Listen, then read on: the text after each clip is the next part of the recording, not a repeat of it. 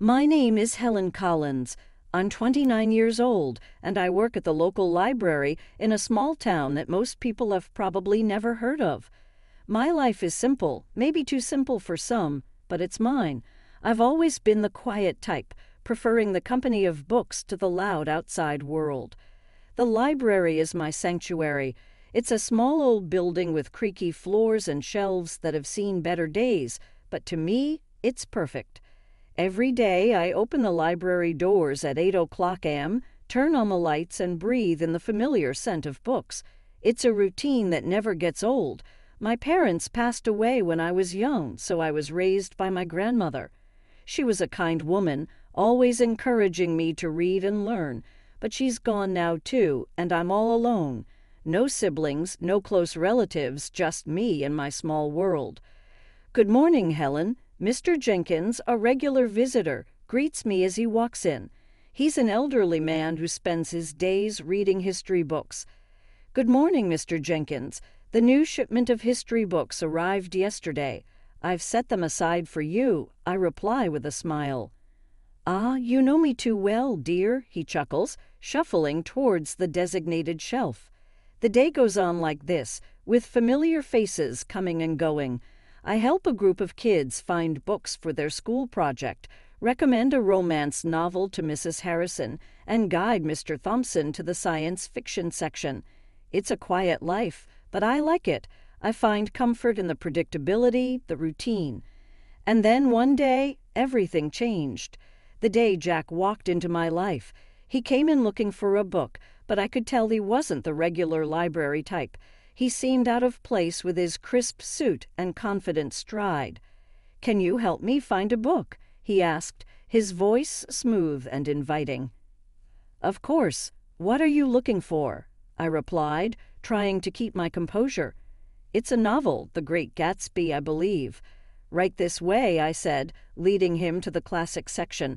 As I handed in the book, our hands brushed briefly, sending a jolt through me.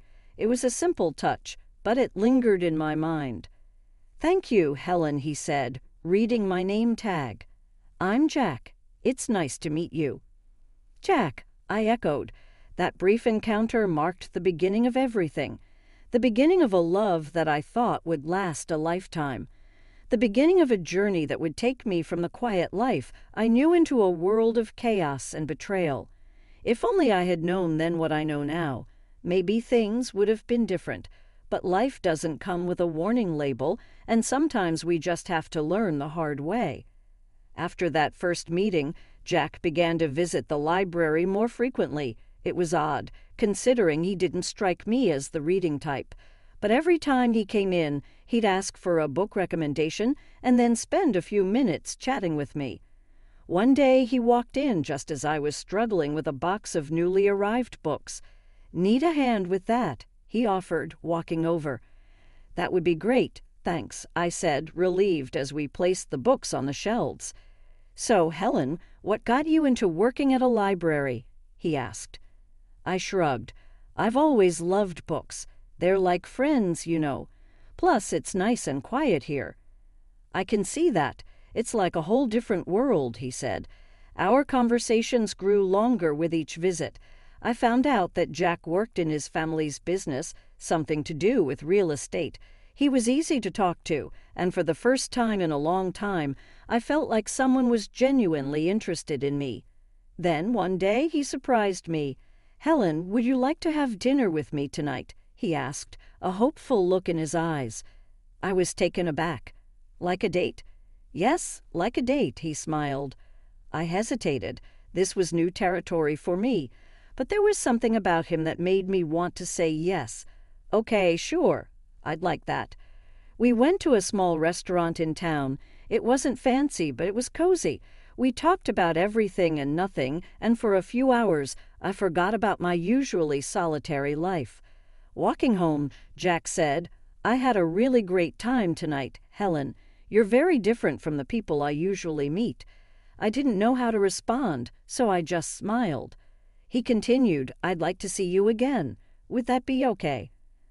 I nodded. Yes, I'd like that. From then on, we started seeing each other more regularly. He'd take me out to dinner or we'd go for walks. It was nice. For once, I felt like I was part of something more, part of a world that wasn't just about books and quietness. It wasn't long before I fell for him hard. He was charming and attentive, and he made me feel special. And when he proposed, I didn't hesitate. I said yes. Looking back, I wish I had seen the signs. I wish I had known that the charm was just a mask, a cover for something much less pleasant. But love has a way of blinding you, of making you ignore the warning signs, and I was very much in love, or at least I thought I was. After Jack and I got engaged, things started to change. It began with his parents. They didn't approve of me from the start. They thought I was below their son because I didn't come from money. The first time I met them, it was clear they didn't like me. We were at their house for dinner, and I was nervous. It was a big, fancy house, nothing like what I was used to. "Helen, this is my mother, Margaret, and my father, Richard," Jack introduced. "Nice to meet you," I said, trying to smile. Margaret looked me up and down. So you're the girl who works at the library." "Yes, I am," I replied, feeling smaller by the second. Richard chimed in. "Jack, couldn't you find someone more suitable?" I felt like crawling into a hole. The dinner was long and uncomfortable. They made it clear they thought I wasn't good enough for their son. But Jack stood up for me, which made me love him even more. Before our wedding, they insisted on a prenuptial agreement. They said it was just a formality. I didn't have much to lose, so I agreed without making a fuss. Once we got married, I moved into Jack's house, which was actually his parents' house. They had given it to him as a wedding gift, but they acted like it was still theirs. His parents came over all the time, unannounced. They'd walk in and start ordering me around.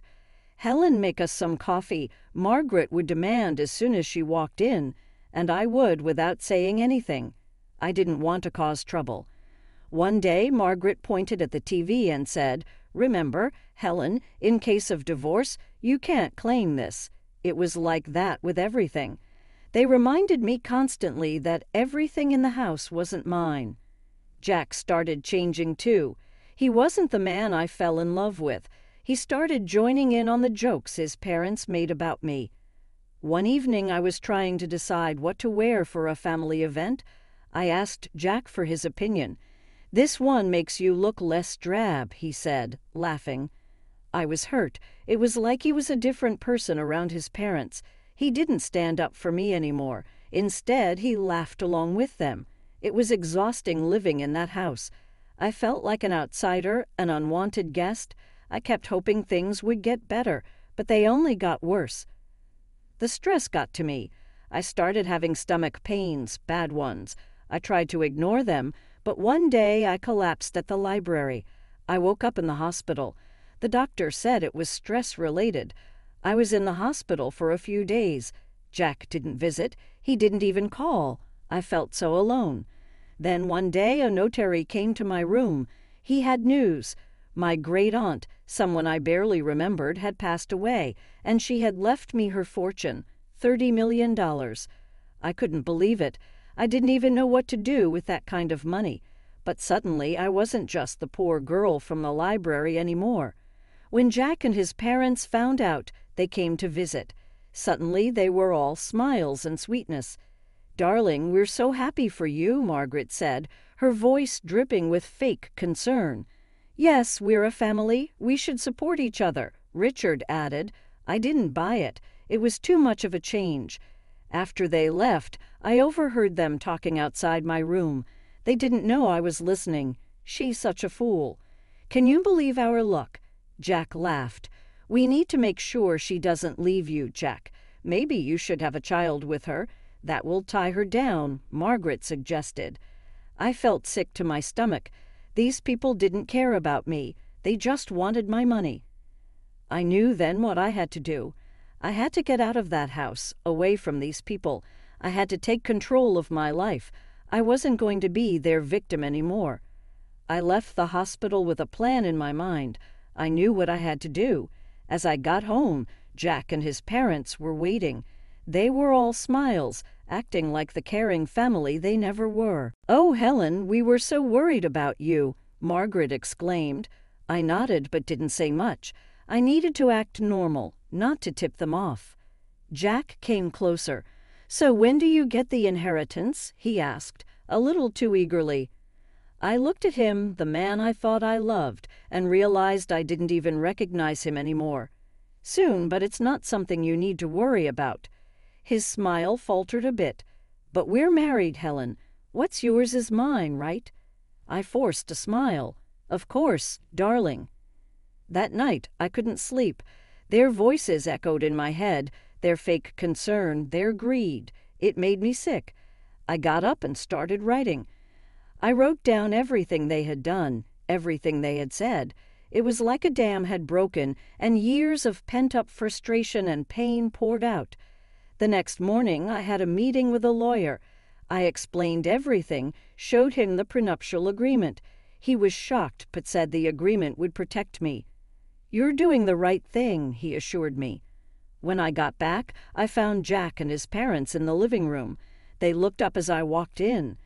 "There she is, our brave girl," Richard said with a smile that didn't reach his eyes. I sat down, clutching my purse. "I have something to say." They all looked at me, curious. "I'm filing for divorce," I said, my voice steady. The room went silent. Then Margaret erupted. "What? You ungrateful little—" Jack was on his feet. "Helen, you can't be serious. We love you." "Do you, Jack? Because I don't feel loved. I feel used," I said. Margaret was fuming. "We'll sue you. We'll take half of your inheritance." I reached into my purse and pulled out a copy of the prenuptial agreement. "Actually, you can't. This says neither of us can claim the other's property in case of divorce." They were speechless. For the first time, I felt in control. I stood up. "I'm leaving." "I don't want any of you to contact me," I said firmly as I walked out of that house, their shouts and insults trailing behind me. It was the hardest thing I'd ever done, but as I drove away, I felt a weight lift off my shoulders. I was free from their disdain, their manipulation.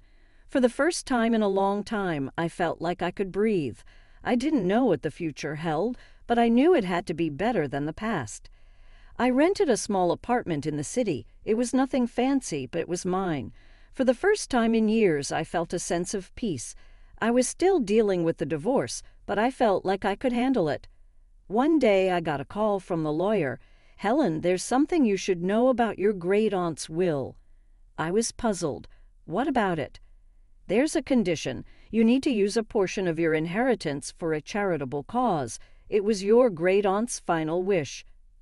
I was surprised. I had no idea. The lawyer continued, "She was quite the philanthropist. It seems she wanted to pass that on to you." I hung up the phone, deep in thought. My great-aunt had given me a chance to do something good.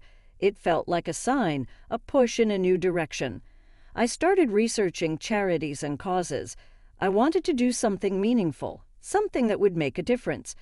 That's when I stumbled upon a small organization that helped women who were victims of domestic abuse. It struck a chord with me. I contacted them and set up a meeting. The woman I met, Linda, was passionate and dedicated. "We provide shelter, legal aid, and counseling to women who have nowhere else to go," Linda explained. I listened, moved by the stories she shared. "I want to help," I said, feeling a sense of purpose I hadn't felt in years. With Linda's guidance, I used a part of the inheritance to fund a new shelter. It was an incredible feeling, knowing I was helping other women find a way out, just like I had. A few weeks later, Linda invited me to the opening of the shelter. It was a small event, but the atmosphere was full of hope and gratitude. As people mingled, I noticed a familiar face in the crowd. It was Sarah, an old colleague from the library. "Helen, is that you?" she asked, surprised. "Sarah, it's been so long," I said, hugging her. "What are you doing here?" I told her about the shelter, about my involvement. She listened, her eyes wide. "That's incredible, Helen. I had no idea." "It's a new chapter for me," I said, smiling. We spent the evening catching up. It felt good to reconnect with an old friend. It felt like pieces of my life were slowly falling back into place. As the event wrapped up, Linda came over. "I can't thank you enough. This shelter will change lives." I looked around at the faces of the women who now had a safe place to go. "It's the least I could do," I said, feeling a warmth in my heart that I hadn't felt in a very long time. The days started to blend into one another, each filled with the rewarding work at the shelter. I was finding a new sense of purpose, something that was truly mine. Then, out of the blue, my phone rang. It was a number I hadn't seen in a while. Jack. My heart raced with a mixture of emotions, but curiosity. "Hello, Jack," I said, my voice calm. "Helen, I need to talk to you. Can we meet? It's urgent." His voice sounded desperate. Reluctantly, I agreed to meet him at a public coffee shop, hoping that being in a familiar place would give me strength. Sitting across from Jack, he looked different, defeated, almost pitiful. His eyes were pleading. "Helen, I made a huge mistake. I want you back. I've realized how much you mean to me," he blurted out. I looked at him, feeling nothing but contempt. "Why now, Jack?" He sighed. "My parents, they controlled everything. They were the reason our marriage failed. I was weak, but I'm different now," he pleaded. I felt a surge of anger. "You blame your parents. You stood by while they treated me like dirt. You laughed with them, Jack." He reached for my hand, but I pulled away. "Please, Helen, I know I was wrong. I've changed." I stared at him, seeing the man I once loved but now felt nothing for. "Change or not, it's too late. I feel nothing for you, Jack." Nothing but contempt. His face fell, and for a moment I saw a glimpse of the man I married, but it was fleeting. "I'm sorry, Jack. I've moved on. I have a life now, a purpose. There's no place for you in it," I said firmly. He nodded slowly, a look of resignation on his face. "I understand. I just had to try." Leaving the coffee shop, I felt a weight lift off my shoulders. It was over, truly over. The next day there was an event at the shelter. A local artist had donated a sculpture, and it was to be unveiled in the garden. As I stood there surrounded by people who supported and believed in me, I felt a sense of belonging. Sarah, my old colleague from the library, stood beside me. "You've done something amazing here, Helen," she said, smiling. The artist pulled the cover off the sculpture, revealing a figure of a woman reaching up to the sky. It symbolizes hope, strength, and new beginnings. Applause filled the air, and for a moment, everything felt right in the world. Linda, the woman who had helped me so much, came over. "Helen, this is just the beginning. There's so much more we can do." I looked around at the faces filled with hope and knew she was right. This was my new beginning, and I was ready to embrace it fully. My new life was busy and fulfilling. Every day at the shelter brought new challenges and rewards. My confidence grew, and for the first time in years, I felt in control of my destiny. I even started taking self-defense classes, something I would have never imagined doing before. One day, as I was leaving the shelter, I saw a car parked outside. It was my mother-in-law, Margaret, and she stepped out as soon as she saw me. "Helen, we need to talk," she said, her voice softer than I'd ever heard. "I have nothing to say to you, Margaret," I replied, my voice steady. "Please, just hear me out. I've realized how wrong we were," she pleaded. I stopped and looked at her. She seemed genuine, but I couldn't forget the past. "What do you want, Margaret?" "I want to apologize. I treated you terribly. I've lost my son because of it, and I don't want to lose you too. You were like the daughter I never had," she said, her eyes glistening with tears. I felt a pang of something, sympathy perhaps, but I pushed it away. "Margaret, you made my life a living hell. An apology won't change that. I've moved on, and I suggest you do the same," I said firmly. She reached out to me, but I stepped back. "Please, Helen, I know I can't undo the past, but I want to make things right." I shook my head. "It's too late for that. Goodbye, Margaret." As I walked away, I felt her gaze on my back, but I didn't look back. I had learned to stand up for myself, and there was no going back to the way things were. The next day, I received a letter from Jack's lawyer. He was contesting the divorce settlement. I wasn't surprised, but I was ready. I met with my lawyer, a sharp woman named Rachel. He's got no leg to stand on, Helen. The prenuptial agreement is clear. He's just trying to intimidate you, she said confidently. I nodded. I'm not afraid of him anymore. Let's fight this. The court date arrived, and I walked in with my head held high. Jack was there with his lawyer, and for a moment our eyes met. There was a flash of the old Jack, the one I had loved, but it vanished quickly. The judge listened to both sides and then made her decision. The prenuptial agreement stood, and Jack's claims were dismissed. I felt a surge of relief and triumph. After the court session, Jack approached me. "Helen, I'm sorry. I was wrong," he said, his voice low. I looked at him, seeing the man I once loved, but now felt nothing for. "Goodbye, Jack. Take care of yourself," I said, and walked away. As I left the courtroom, I felt a sense of closure. That chapter of my life was finally over, and a new one was just beginning. At the shelter, we were planning a fundraiser, and it was taking all my attention. The support from the community was overwhelming, and I felt a deep sense of gratitude. The night of the fundraiser arrived, and the place was buzzing with energy. People from all walks of life had come to support our cause. As I looked around, I realized how far I had come, from a quiet, timid woman to someone who stood up for herself and others. "Helen, you did it. This is amazing," Sarah said, coming up to me. I smiled. "We did it, and there's so much more to do." As the event went on, I felt a sense of accomplishment and purpose. This was my life now, and I was exactly